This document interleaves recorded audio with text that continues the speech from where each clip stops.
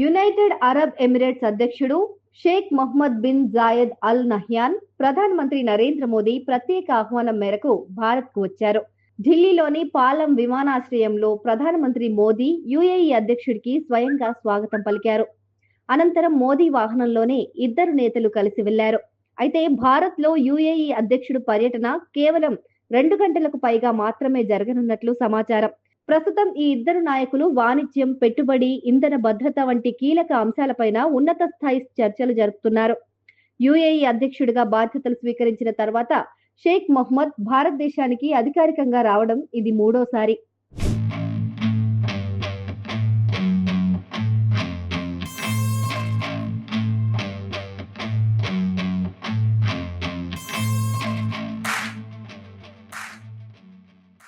ఈ పర్యటన భారతదేశం యుఏఈ సంబంధాల్లో మరో మైలురాయిగా నిలిచిపోతుందని నిపుణులు అభిప్రాయపడుతున్నారు. ఈ పర్యటనలో భాగంగా ప్రాంతీయ, ప్రపంచ అంశాలపైన ఉమ్మడి ప్రయోజనాల కోసం ఈ ఇద్దరు నాయకులు కొత్త మార్గాన్ని రూపొందించనున్నారు. ఇటీవలి కాలంలో 2 దేశాల మధ్య సంబంధాలు పెరిగాయి.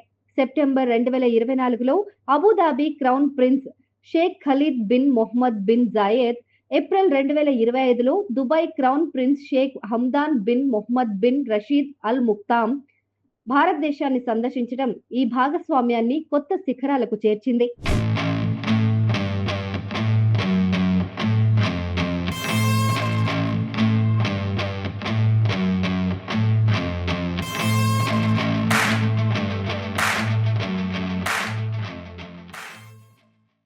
అలాగే ఈ పర్యటన కూడా ఇంధన భద్రత, ముఖ్యంగా దీర్ఘకాలిక చమురు సరఫరాలు, పునరుత్పాదక శక్తిలో కొత్త కోణాలను స్థాపించడంపైన దృష్టి పెడుతుందని పలువురు అధికారులు అభిప్రాయపడుతున్నారు.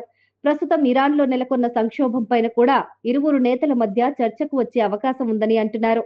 ఎందుకంటే చమురు దిగుమతుల్లో ఇరాన్ భారత్కు కీలకంగా ఉంది.